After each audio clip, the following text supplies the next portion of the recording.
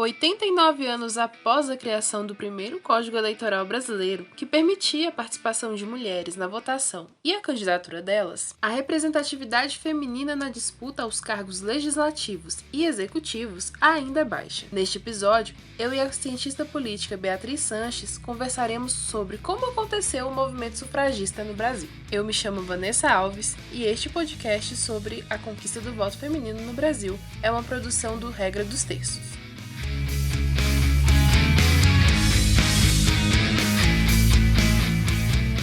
A cada 2 anos acontece, de forma intercalada, eleições para a escolha do presidente da República, deputados, senadores e prefeitos e vereadores. São pessoas escolhidas por meio do voto para representar o povo no executivo e no legislativo, buscando melhorias na administração pública, na discussão de pautas importantes, na criação de leis e na garantia do direito de todos. O voto é hoje um direito de todos, independente de renda, classe social, sexo, crença ou religião. Mas nem sempre foi assim. Até o início do século XX, as mulheres não podiam votar e muito menos assumir cargos eletivos. Foi apenas com o Decreto 21076, de 24 de fevereiro de 1932, fruto de muita luta do movimento sufragista, que aos poucos as mulheres puderam participar das eleições como candidatas e eleitoras. Mas afinal, o que foi o movimento sufragista? Como ele chegou no Brasil? Para explicar o que foi o sufrágio feminino, convidamos a cientista política e doutoranda no programa de pós-graduação em ciência política pela Universidade de São Paulo,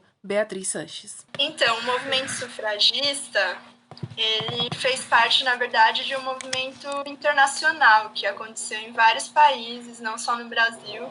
Inclusive, o Brasil foi muito influenciado pelo movimento sufragista de outros países. Por exemplo, o movimento sufragista inglês, o movimento sufragista nos Estados Unidos foram referência para o movimento sufragista aqui no Brasil. Inclusive, a Berta Lutz, que foi uma das mais conhecidas sufragistas no Brasil, ela viajou para outros países, discutiu sobre a importância do voto das mulheres e tudo mais.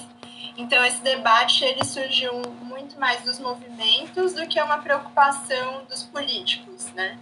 Os movimentos feministas, os movimentos sufragistas, eles fizeram essa pressão para que os direitos políticos das mulheres fossem garantidos no nosso país. E aí foi uma luta de muitos anos, né? Ela começou antes de 1932.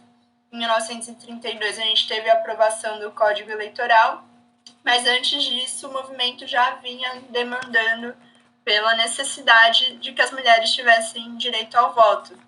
O movimento sufragista no Brasil ele teve um caráter mais de classe média, né? Então eram mulheres escolarizadas que vinham de famílias de classe média ou famílias ricas e que começaram a discutir esse tema entre elas, né? E entre outras ativistas feministas, sufragistas, né? Que muitas das sufragistas não se consideravam feministas, inclusive, né?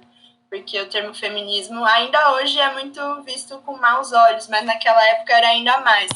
Então, muitas das sufragistas não se identificavam como feministas, mas elas começaram a fazer essa articulação entre as que concordavam com esse direito, e daí elas lançaram jornais sobre esse tema, falando sobre a necessidade da aprovação do voto feminino, da importância das mulheres serem incluídas como sujeitas de direitos políticos na sociedade brasileira. Elas fizeram peças de teatro com esse tema do sufrágio feminino.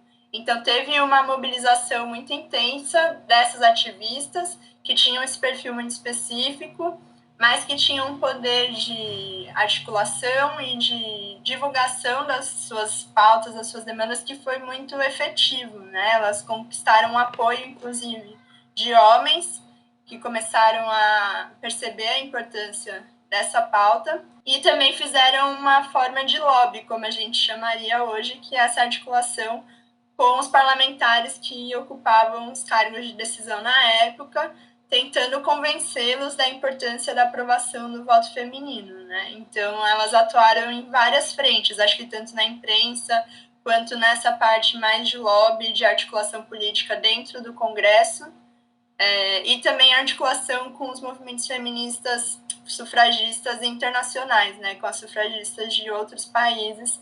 Inclusive, tem uma discussão dentro do movimento sufragista, né, que o movimento inglês ele era mais conhecido por suas táticas mais radicais, assim.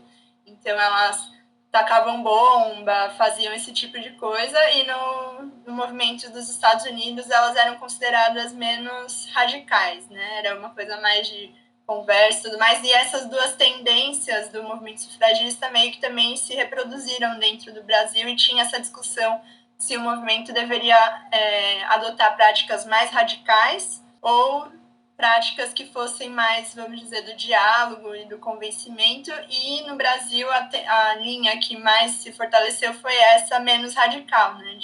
Inclusive, muito do discurso das sufragistas era super tradicional, assim, elas não questionaram em nenhum momento, por exemplo, o papel da mulher na família, o papel da mulher como mãe, então elas reproduziram uma série de estereótipos de gênero que colocam a mulher em papel subordinado. Elas não questionaram isso, né? Então, foi um movimento super importante, mas tinha algumas limitações. Quais eram as limitações dentro do movimento? Não questionar o papel da mulher na sociedade e de defender os direitos políticos estritamente, sem ampliar a pauta dos direitos políticos para outras pautas de reivindicação dos direitos das mulheres. Então, ela não era um movimento que questionava a dominação masculina ou o machismo de uma forma estrutural. Elas pegaram essa pauta do direito ao voto de uma maneira mais específica, sem levar em conta toda a estrutura de dominação que existe e existia naquela época em relação às mulheres. Então, acho que isso foi uma limitação. Além disso, o próprio perfil do movimento, né? Como eu disse, era um perfil de mulheres de classe média alta, majoritariamente brancas, que não refletiam a composição da população feminina brasileira no geral, né? Então, era um movimento que a gente pode considerar, de certa forma, elitista e que não refletia necessariamente todas as demandas das mulheres brasileiras. Inclusive, nos Estados Unidos, isso também aconteceu muito, né? A Angela Davis tem naquele livro dela, Mulheres, Raça e Classe, um capítulo falando sobre o movimento sufragista nos Estados Unidos e como as mulheres defenderam o direito do voto das mulheres nos Estados Unidos, mas não defenderam o direito de voto das pessoas negras, por exemplo. Então, o racismo do movimento sufragista é uma coisa que a gente tem que levar em consideração quando a gente pensa nesse movimento. Então, acho que foi super importante para garantir esse direito que é fundamental, mas ele tinha todas essas limitações. No Brasil e na América Latina, a primeira eleitora foi Celina Guimarães Viana, que em 1927 pôde votar após enviar uma petição ao juiz do Rio Grande do Norte pedindo a inclusão na lista de eleitores de Mossoró, cidade a 281 quilômetros de Natal, capital do estado. Mas quem abriu os caminhos para Celina foi a escritora e advogada mineira Maria Ernestina Carneiro Santiago Manso Pereira, ou, como ficou conhecida, Mieta Santiago. Em 1928, Mieta Santiago notou que o fato de mulheres não terem acesso à vida política do país contrariava o artigo 70 da Constituição da República Federativa dos Estados Unidos do Brasil, de 1891, em vigor na época, que não proibia o alistamento eleitoral de mulheres. Ela impetrou o mandato de segurança e conseguiu o direito de candidatar-se a deputada federal e de votar em si mesma. Mieta não foi eleita, mas graças a ela, Alzira Soriano também conseguiu se candidatar no mesmo ano e acabou virando a primeira mulher eleita no país. E no caso do Rio Grande do Norte, o que aconteceu foi que tinha uma brecha na legislação estadual que permitia com que as mulheres pudessem votar naquele estado e também fossem eleitas. Então, inclusive, a Alzira Soriano, que foi a primeira mulher prefeita eleita na América Latina, ela foi eleita antes mesmo do sufrágio ter sido aprovado no Código Eleitoral. Ela foi eleita por conta dessa brecha na legislação do Rio Grande do Norte que não proibia a participação política feminina. E como não proibia, teve a interpretação de que seria permitido, né? E ela foi muito pioneira, a Alzira Soriano, tanto em termos de ser eleitora, mas também de ter sido eleita antes mesmo da conquista do sufrágio. E eu acho que no Rio Grande do Norte, até hoje, a gente tem esse histórico de altas taxas de participação política das mulheres. A Alzira Soriano, ela virou muito uma referência para outras mulheres, por ter sido a primeira prefeita eleita, enfim. Então, acho importante a gente destacar nesse contexto histórico da mobilização das mulheres em torno dessa pauta, e não só como uma concessão, vamos dizer assim, dos políticos que acharam que isso era importante, né? Mesmo com o Código Eleitoral de 1932 em vigor, o direito ao voto não era para todas as mulheres. Apenas em 1965, por meio da Lei nº 4.737, o voto feminino tornou-se obrigatório para as mulheres casadas. Até então, o voto era facultativo e obrigatório apenas para aquelas que exerciam alguma função remunerada e eram alfabetizadas. Só com a Constituição de 1988, o direito foi aberto a todas, independente da escolaridade, classe social, profissão e estado civil. O sufrágio feminino, na verdade, ele não significou o sufrágio para todas as mulheres. O sufrágio feminino, ele, primeiro que as pessoas analfabetas só puderam votar na Constituição de 88. E a população feminina sempre foi maioria entre a população analfabeta, o que significa que grande parte das mulheres, mesmo com sufrágio feminino, não puderam votar. Além disso, no Código Eleitoral de 32, tinha uma questão em relação às mulheres casadas. O voto não era obrigatório para as mulheres casadas. Então, na prática, o que acontecia era que as mulheres casadas não votavam, né?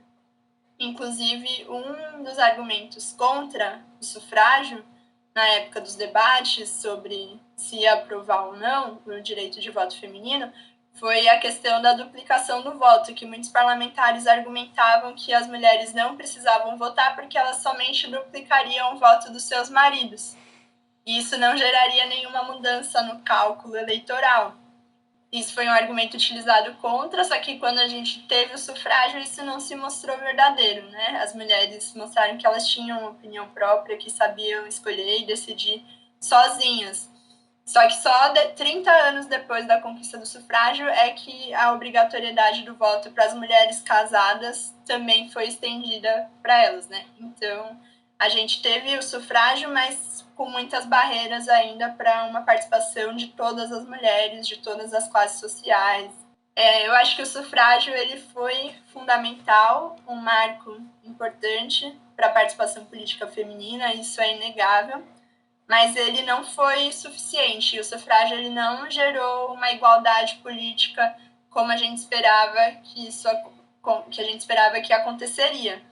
Na verdade, as mulheres ainda hoje são super subrepresentadas nas instituições políticas. Então, a gente tem pouquíssimas mulheres ocupando cargos, tanto no Congresso Nacional quanto no Poder Executivo, seja prefeitas ou governadoras, vereadoras, deputadas estaduais, deputadas federais, tanto no Legislativo quanto no Executivo, as mulheres são subrepresentadas em todas essas instâncias de poder.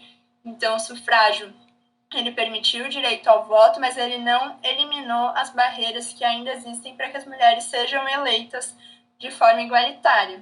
E quais são as barreiras que existem hoje para que as mulheres sejam eleitas? Que tem gente que fala assim, mas as mulheres não são eleitas porque mulher não vota em mulher, ou porque as mulheres não se interessam por política e tudo mais. E esse tipo de argumentação, ele ignora a existência de uma série de barreiras. Então, por exemplo, a própria questão do financiamento das campanhas. As mulheres recebem menos dinheiro para suas campanhas por parte dos partidos políticos do que os candidatos homens. Isso gera uma dificuldade muito grande para que essas candidaturas femininas tenham sucesso. A própria lei de cotas ela é muito mal aplicada no nosso país, né? A gente vê a questão das candidaturas laranja, por exemplo, de mulheres que são colocadas para se candidatar dentro dos partidos sem ter o menor apoio institucional, só para cumprir a cota, sem receber o apoio dos partidos. A própria questão de quem está no comando dos partidos políticos, se a gente olha para os cargos mais altos de poder dentro dos partidos, eles são majoritariamente ocupados por homens. Então, quem decide para onde vão os recursos dos partidos são os homens. Enquanto as mulheres não estiverem ocupando esses espaços, também vai ser muito difícil que a gente tenha uma participação política igualitária. Então, o sufrágio foi super importante, mas ele não significou a promoção de uma participação política igualitária entre homens e mulheres, que ainda hoje não existe. Este foi um episódio sobre a conquista do voto feminino no Brasil. No próximo episódio, a convidada é a cientista política, professora e vice-diretora do Instituto de Ciência Política da Universidade de Brasília, Danusa Marques. Nós conversaremos sobre os motivos para a quantidade de candidatas a prefeitas e vereadoras ainda serem tão baixos. Este podcast é uma produção do Regra dos Terços. Eu sou a Vanessa Alves e fui responsável pela pesquisa e roteiro deste episódio. A Kelly Cadanos foi a responsável pela supervisão e pela edição. Até a próxima!